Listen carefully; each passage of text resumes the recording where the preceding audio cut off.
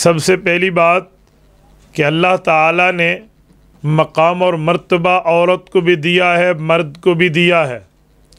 اللہ تعالیٰ نے اس کائنات میں تخلیق کا رنگ بھرا ہے، تو جہاں مرد کو پیدا فرمایا وہیں عورت کو پیدا فرمایا، تاکہ یہ بات واضح ہو کہ مرد عورت کے بغیر معاشرتی زندگی میں نامکمل ہے، اور عورت مرد کے بغیر اس دنیاوی زندگی گزارنے کے طریقوں میں بھی نامکمل ہے۔ اس لیے یہ دونوں ایک پہیہ کی حیثیت سے، جیسے ایک موٹر بائیک ہے، اس میں ایک پہیہ آگے ایک پہیہ پیچھے سلیقے سے لگا ہوا ہے، تب وہ موٹر کام کر رہی ہے۔ زندگی کی موٹر بائیک بھی تب چلے گی جب یہ تو پہیے اپنی روش و ترتیب و طرز و ادا کے مطابق چلیں گے۔ میری ماؤں، بہنوں، بیٹیوں، میں آپ کی خدمت میں ایک جملہ کہتا ہوں۔ مجھے خوشی ہے آپ دورہ حدیث کی طالبات ہیں، یعنی آپ اس سال کے بعد عالمات اور فاضلات کا درجہ لے لیں گی، اور آپ ماشاءاللہ کالج اور یونیورسٹی سے بھی ماشاءاللہ ماسٹر لیول تک کی اسٹوڈنٹس ہیں، تو میری بات کو آپ فالو کریں گی جو میں سمجھانا چاہ رہا ہوں۔ دیکھو میری بہنوں، آپ نے معاشرے میں کردار ادا کرنا ہے اپنے دائرہ کار کے اندر رہ کر۔ آپ نے رسول اللہ صلی اللہ علیہ وآلہ وسلم کے دین کو اپنے دائرہ کار تک پھیلانے کی پرصلاحیت کوشش کو کبھی نہیں چھوڑنا، اور یہ بات ذہن میں رکھنا، مرد کا پڑ جانا بہت بڑا ہے، لیکن ایک خاتون کا پڑ جانا بھی تو معاشرے اور پورے گھرانے کی اصلاح کا سلسلہ قائم کر دیتا ہے۔ آج میں آپ کی خدمت میں ہوں اور آپ میری گفتگو سننے کے لیے بیٹھی ہیں۔ میں نے آج عصر کی نماز پڑھی ہزارہ ڈویژن ہری پور سٹی میں، اور آج عشاء کی نماز آپ کے یہاں ضلع شیخوپورہ میں پڑھ رہا ہوں۔ آپ وقت نکال کر میری گفتگو سن رہی ہیں، تو میں آپ کو اپنے بارے میں ایک کارگزاری پیش کرتے ہوئے کہتا ہوں، مفتی عبدالواحد قریشی کے پیچھے ان کی والدہ کی دعائیں نہ ہوتی تو آج میں اس مقام پر نہ ہوتا۔ میری اماں جان کی قبر پہ اللہ کروڑوں اربوں رحمتیں نازل فرمائے۔ میں نے بچپن میں اپنی اماں جان سے دینی تعلیم یوں سیکھی ہے، خدا کی قسم بندہ حیران ہو جاتا ہے۔ میری اماں بالکل اس عمر میں جو میں ان کے 12ویں نمبر پہ آخری اولاد ہوں، اس وقت میری ذہنی تربیت کے لیے کیا سے کیا نہیں کرتی تھی، عقل دنگ رہ جاتی ہے۔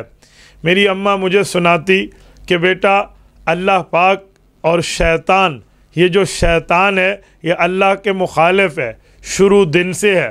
شیطان نے اپنے بندے تیار کیے اللہ کے نمائندوں کے مقابلہ کرنے کے لیے۔ مثلاً یہ نمرود آیا شیطان کا نمائندہ بن کے، حضرت ابراہیم علیہ السلام اللہ کے نمائندہ تھے، مقابلہ ہوا، ایک مچھر کے ہاتھوں نمرود مر گیا، اس کو جوتیاں پڑیں، اس کے سر پہ جوتیاں برسائی گئیں، پورا واقعہ سناتی، پھر آگ میں ڈالے جانے کی باتیں بتاتی، پھر وہاں سے بچ جانے کی آیات یاد کراتی کہ حضرت ابراہیم علیہ السلام آگ سے بچے تھے۔ کیسے؟ کوئی پوچھے تو کہنا ہمارے اللہ نے قرآن کریم میں بتایا ہے، اور وہ قرآن کتاب ہے جو ہمارے نبی کریم صلی اللہ علیہ وسلم پہ اتری ہے۔ رب نے فرمایا قلنا یا نارو کونی برداً وسلاماً علی ابراہیم، کیا اے ابراہیم علیہ السلام کے اوپر چلنے والی آگ ایسی ٹھنڈی ہو جا جس سے ابراہیم علیہ السلام کو تکلیف نہ ہو، ایسی ٹھنڈی نہیں کہ برف بن جا، ایسی گرم نہیں کہ آگ بن جا، بلکہ سلامتی والی معتدل طرز پہ نارمل ویدر اختیار کر لے، اور حضرت ابراہیم بچ گئے تھے۔ میں کہتا اچھا امی یوں؟ کہتی بیٹا کل ہوگا نا میں انشاءاللہ تمہیں پانی پر چلنے والے لوگوں کے بارے میں بتاؤں گی۔ اچھا امی، پانی پر بھی چلتے تھے؟ اگلے دن مجھے انتظار ہوتا رات کو سوتے وقت، والدہ مجھے حضرت موسیٰ علیہ السلام کے بارے میں بتاتی کہ یہ اللہ کا نمائندہ بن کے آئے، حضرت موسیٰ علیہ السلام کے مقابلے میں فرعون کا بتاتی کہ شیطان کا نمائندہ تھے، پھر یوں ہوا پوری ڈیٹیل دی۔ اگلے دن پھر ہاں میں بتاؤں گی۔ ایسا جانور بکرا اور بکری بھی ہیں جو اپنے ماں باپ کے بغیر دنیا میں آئے۔ امی ایسی بھی ہے؟ جی ہاں، حضرت اسماعیل علیہ السلام کی جگہ جو دمبا ذبح ہوا وہ کسی بکری کا بیٹا نہیں تھا، وہ بکرا منڈی سے نہیں خریدا گیا۔ یہ انداز ہوتا، اس طرح سمجھاتی، یقین مانے مجھے امی بتاتی، دیکھو اللہ نے اونٹنی بھیجی، وہ پہاڑ میں چلی گئی۔ کیسے گئی؟ ناقۃ اللہ وسقیہا، آپ عالمات ہیں، آپ جانتی ہیں، 30ویں پارے میں سورۃ شمس کے اندر پورا واقعہ موجود ہے۔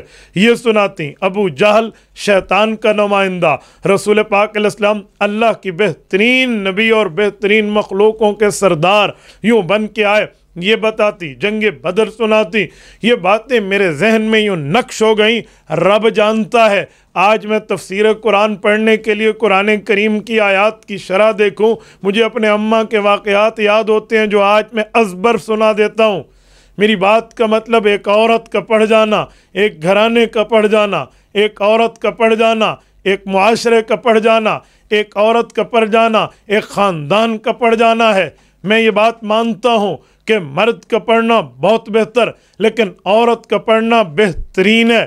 مرد کا پڑھنا اگر حسین ہے تو عورت کی پڑھائی کو حسین ترین کہہ سکتے ہیں۔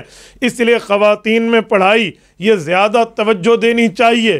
کیوں؟ ماں کی گود پہلی یونیورسٹی، پہلا مدرسہ، پہلا کالج، پہلا اسکول، پہلا ٹیوشن سینٹر اور مکتب ہوتا ہے۔ جو بندہ ماں کی گود میں سیکھ کے چلے وہ آخر تک چلتا ہے سیکھا ہوا، جو یہاں نہ سیکھے آخر تک بن سیکھا چلتا ہے۔ اس لیے حدیث پاک میں ہے، فرمایا اطلب العلم من المہد الی اللحد، سرکار مدینہ صلی اللہ علیہ وسلم نے فرمایا ماں کی گود سے قبر کے پنگوڑے تک علم حاصل کرو۔ ماں کی گود سے علم کیسے ملے گا اگر ماں پڑھی ہوئی نہیں ہوگی؟ ماں کی گود سے معلومات کیسے ملیں گی اگر ماں کی تعلیم نہیں ہوگی؟ ماں کی گود میں بچہ علوم کیسے سیکھے گا اگر والدہ نہیں پڑھی ہوگی؟ تو رسول اللہ نے یہ عورتوں کی پڑھائی کی طرف ایک بڑے لطیف اشارے کے ساتھ ہمیں یہ بات سمجھائی ہے۔ میری بہنوں، تمہاری پڑھائی مبارک، میں دعا کرتا ہوں رب کریم آپ کو دنیا اور دین دونوں کی پڑھائی عطا فرمائے۔ اور یاد رکھنا، حیا تمہاری چادر ہے، اس چادر کو نہ اتارنا۔ حیا تمہاری عزت ہے، اس عزت کو ختم نہ کرنا۔